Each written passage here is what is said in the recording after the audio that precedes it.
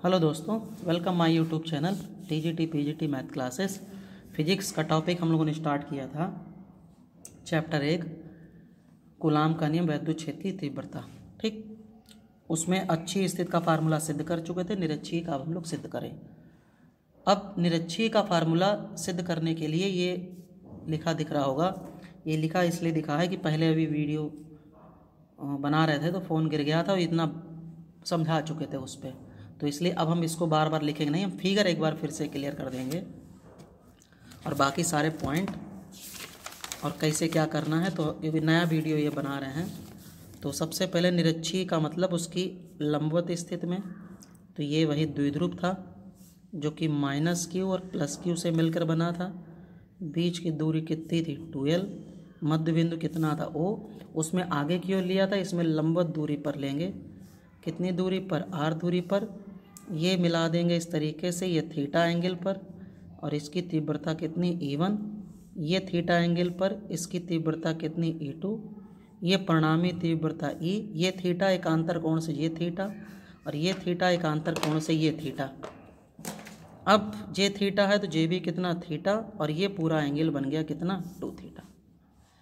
ठीक, तो अब छोड़ दो, रहने दो, तुम हटाओ।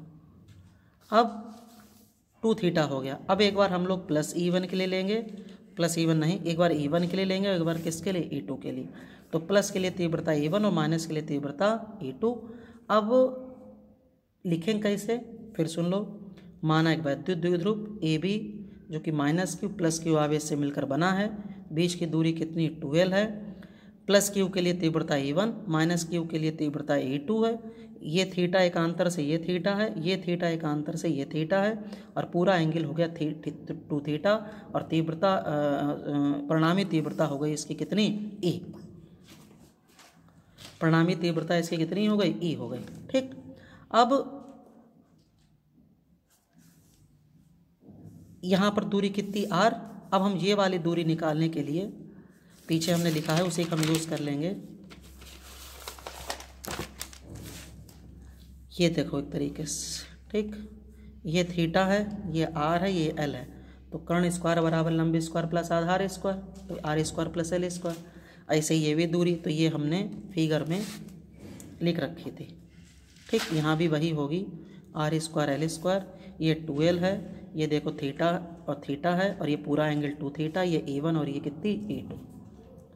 क्लियर। अब हमने +q आवेश कारण तीव्रता निकाली है 1/4πε0 k जरूर क्योंकि माध्यम में है, और q कितना R²। R की जगह पर इसकी दूरी कितनी है PV²। PV की वैल्यू ये देखो निकाली है, और स्क्वायर से रूट कैंसिल। ठीक, अब -q के लिए सेम दूरी रहेगी क्योंकि सब कुछ सेम है, तो वही लिख दिया। अब बिंदु P पर परिणामी तीव्रता, तो वेक्टर फॉर्म में 11वें में पढ़ा वेक्टर का जोड़ और वेक्टर का घटाना। तो जोड़ और घटाने में हम लोगों ने फिर एक और सूत्र पढ़ा था, समांतर चतुर्भुज का नियम, जो कि था परिणामी तीव्रता R = 2 बल लगे हैं तो P² + Q² 2pq cos theta. ये देखो इस तरीके से, अच्छा याद हो आप लोगों को, ये परिणामी R था, ये P था, और ये थीटा था, और ये कितना है Q। इसी बेस पे यहाँ भी हमने तैयार किया है पूरा 2 थीटा, ये परिणामी R, ये E1 और ये E2। तो जैसे R है वैसे E हो गया, P की जगह E1 हो गया, Q की जगह E2 हो गया, 2P की जगह 2E1 E2, cos थीटा की जगह पूरा एंगल हो गया cos 2 थीटा। अब E1 और E2 सेम है, तो यहाँ पर E1 की जगह चाहे E2 रख दो, चाहे E2 की जगह पे E1, जैसा मन हो, हमने लिख दिया है। ये कॉमन ले लिया है। अब cos 2 थीटा वो फार्मूला जिससे 1 कैंसिल हो जाए, जो कि 10वें त्रिकोणमिति में पढ़ा है, 2 cos² थीटा -1, और 1 से 1 क्या होगा? कैंसिल। ठीक, इतना वीडियो हम पहले ही बना चुके थे, जो कि अचानक से बीच में गड़बड़ हो गया, तो इसलिए पूरा शुरू से बताया है। बुक में इसका मेथड घटक के रूप में दिया, जिसे आपको तैयार करने की कोई ज़रूरत नहीं। अब तो बचा है हमारे पास, पकड़ो इसको, तो बचा है E = 2E1² प्लस नहीं इंटू 2 cos² थीटा, तो ये हो जाएगा 4E1² cos। अब जरा इसे बाहर निकालो, तो E1² का E1 और cos² का cos।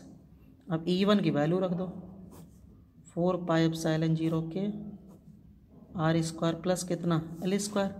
और कॉस थीटा की वैल्यू, कॉस थीटा यहाँ लिख दे रहे हैं, कॉस थीटा होता है आधार बटे कण।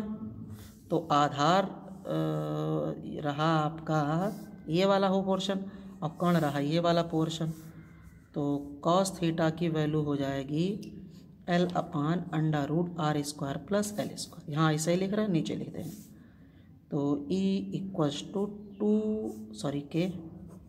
4πε0 के Q/r² प्लस एल स्क्वायर और इसकी value L/√r² plus L square. अब ये पूरा एक साथ बनाएंगे तो ये 2QL और जे रूट का मतलब पावर 1/2 और 1/2 में जब हम 1 ऐड करेंगे तो r² प्लस एल स्क्वायर की पावर कितनी 3/2। अब फिर वही 2QL की जगह पर कितना P, तो 1/4πε0 के और ये r² प्लस एल स्क्वायर की पावर 3/2। फिर वही r बड़ा L से तो r² और बड़ा L से तो r² प्लस एल स्क्वायर को लगभग कितना r²। ठीक, क्या लिख लेंगे r²। अब तो क्या सूत्र बना E इक्वल्स टू 1/4πε0 के P और ये हो जाएगा r² की पावर 3/2 और 2 से 2 कैंसिल। तो E का सूत्र 1/4πε0 के P/r³ मात्रक न्यूटन पर कूलाम। ठीक, तो मात्रक जरूर ध्यान देना। अब अक्षीय और निरक्षीय दोनों में फर्क क्या है, तो अक्षीय में 2p होता है, निरक्षीय में केवल क्या होता है p। वो 2p/r³ और ये p/r³, इसी को ध्यान रखना। अब एक बात यहाँ पर क्वेश्चन उठता है जो कि बहुत महत्वपूर्ण है कि बिंदु आवेश कारण वैद्युत क्षेत्र की तीव्रता क्या क्या होती है। तो देखो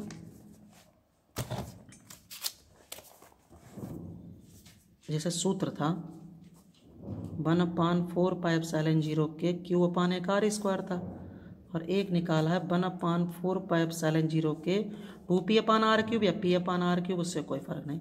तो यहाँ पर ये ज़्यादातर पूछा गया E अनुक्रमानुपाती r² और E अनुक्रमानुपाती 1/, कितना r³। इन दोनों को भी आपको ध्यान रखना है। बिंदु आवेश कारण वैद्युत क्षेत्र की तीव्रता E प्रोपोर्शनल अनुक्रमानुपाती 1/r² और E अनुक्रमानुपाती 1/r³। ये भी बहुविकल्पी में पूछे गए। ठीक, अब इस चैप्टर की लास्ट हेडिंग बची है जो कि है एक समान बहाय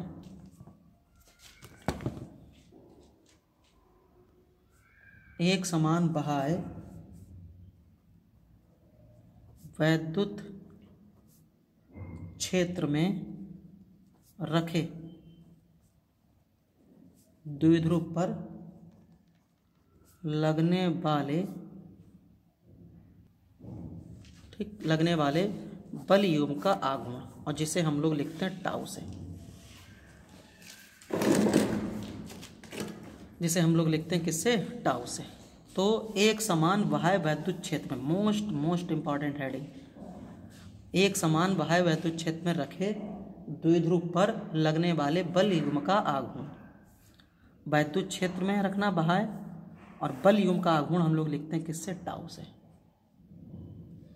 अब पहले इसका फिगर बनाएं फिर इसके ऊपर बात करें। मान लो ये एक तरीके से लाइनें जो हैं ये प्रदर्शित कर रही हैं वैद्युत क्षेत्र को। बहुत ध्यान देना, बहुत सरल रूप में जितनी यहाँ बना लें उससे कोई फर्क नहीं। ये हो गया आपका वैद्युत क्षेत्र, क्लियर। अब इसमें हमने कोई द्विध्रुव रखा है, द्विध्रुव जो कि माइनस और प्लस आवेश से मिलकर बनना है। ये हो गया -q और ये +q। दिशा याद रखनी है, बीच की दूरी फिक्स है, कितनी 2l। ठीक, नाम भी लिख दो इसका, a और ये b। एक समान बाह्य वैद्युत क्षेत्र में ये द्विध्रुव रख गया। अब इस पर लगने वाले बल युग्म का आघूर्ण, अब इस पर बल, अब द्विध्रुव इस तरीके से क्यों रखा है, जैसे मान लो वैद्युत क्षेत्र है तो द्विध्रुव ऐसे भी हो सकता है, द्विध्रुव इस तरीके से भी हो सकता है। ठीक, तो जिस हिसाब से चाहें आप बना सकते हैं, कोई ऐसा इशू नहीं है कि ऐसे ही बनाना है। फिलहाल यहाँ पर इस तरीके से दर्शा इसलिए दिया है क्योंकि इस रूप में या ऐसे रूप में आप एंगल को फिर शो नहीं कर सकते, इसलिए हम लोग इधर थोड़ा तिरछा बना के और यहाँ मान लेते हैं कि किस एंगल पर रखा है, थीटा एंगल पर, कितने कोण पर रखा है, थीटा कोण। अब इस पर एक बल इधर लग रहा है F और एक बल इधर लग रहा है। अब F दोनों तरफ F क्यों? तो जब एक बात पहले ही बता चुके हैं, द्विध्रुव में परिमाण समान होता है, ठीक। तो अगर यहाँ बल F होगा और यहाँ पर बल 2F होगा, यहाँ 2F यहाँ F अलग अलग होंगे, तो जिसमें जो क्षमता होगी वो उधर तरफ खींच लेगा, और यहाँ पर जब समान होंगे तो दोनों मिलकर इस तरीके से ये ऐसे ही तो इसे घुमाएंगे, यही तो घुमाएंगे। तो अगर दोनों अलग अलग होंगे तो फिर घूमने की स्थिति में नहीं होगा, इसलिए बल की मात्राएं जो होंगी वो भी इस पर समान होगी, लेकिन उनकी प्रकृति जो होगी वो एक दूसरे के अपोजिट होगी, एक इस साइड में और एक इस साइड। क्योंकि अगर इधर लगाओगे, जैसे कोई चीज़ ऐसे है, अब इसे ऐसे ना घुमा के और तुम दोनों तरफ अगर एक ही लाइन में ले जाओगे तो क्या घूम सकता है? तो एक ऐसे होता है, एक ऐसे होता है, तो ये ऐसे आता है, ये इस तरीके से। बात समझ रहे नहीं? तो इसलिए कहोगे दोनों बल ऐसे इस दिशा में हो जाए, वो भी नहीं, दोनों बल इस दिशा में हो जाए, वो भी बल नहीं। घुमाने जब वैद्युत क्षेत्र रखेंगे तो ये घूमेगा, तो ये इस तरीके से ही लगेगा, एक आगे की ओर एक पीछे की ओर। बात समझ रहे नहीं? तो इसलिए ध्यान रखना है इसे। तो दो बल हो गए F, एक की दिशा इधर और एक की दिशा इधर। अब इस पर एक हम लंब डाल दे रहे हैं, बताएंगे क्यों, और इसे नाम दे दो किसका, C का। अब पहले इस पर लिखेंगे क्या, माना वैद्युत द्विध्रुव AB, जो बोल रहे हैं इसी तरीके से आसानी भाषा में आपको लिखना है। एक माना वैद्युत द्विध्रुव AB जो कि -Q तथा +Q आवेश से मिलकर बना है, बीच की दूरी कितनी 12, एक समान वैद्युत क्षेत्र E में रखा है, E यहाँ ना दिखा के यहाँ दिखा दो, एक समान वैद्युत क्षेत्र में रखा है। इस द्विध्रुव पर दो बल कार्य कर रहे हैं, जो कि एक आगे की ओर एक पीछे की ओर, लेकिन F दोनों समान है, यानी कि लिखेंगे क्या, लिखेंगे इस रूप में, इस द्विध्रुव पर दो बल कार्य कर रहे हैं जो कि परिमाण में तो समान है, लेकिन उनकी जो प्रकृति है वो कैसी विपरीत है। परिमाण में समान मीन्स दोनों तरफ FF या 2F 2F 3F 3F 4F 4F, लेकिन उनकी प्रकृति विपरीत है, एक आगे की ओर एक पीछे की ओर।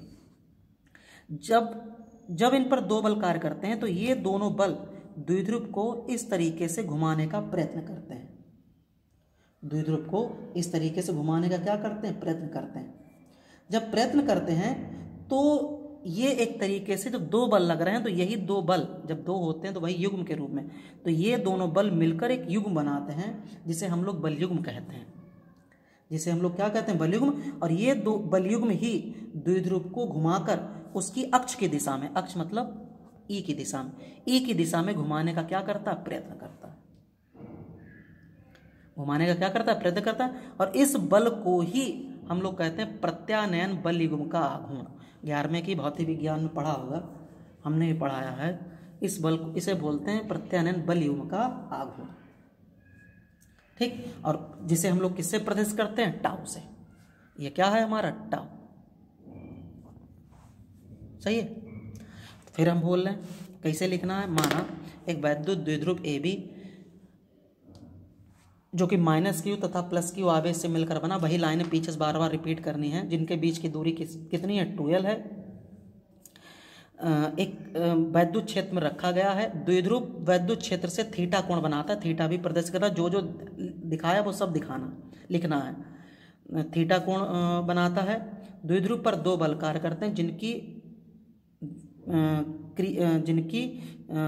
जिनका परिणाम समान है, किंतु क्रिया रेखाएं उनकी कैसी विपरीत हैं। ये दोनों बल मिलकर द्विध्रुव को घुमाने का प्रयत्न करते हैं। इन दोनों बलों को ही हम कहते हैं प्रत्यानयन बल युग्म का आघूर्ण, और इसे किससे प्रदर्शित करते हैं, टाउ से, ठीक, क्लियर बात। अब सूत्र पढ़ा होगा तुमने 11वें में, बल आघूर्ण बराबर बल इंटू लंबवत दूरी, इसलिए यहां पर से ये हमने लंब डाला, ये लंबवत दूरी है, और लंबवत दूरी यानी ये वाली जो कि हम लोग निकालेंगे, तो लिखेंगे बल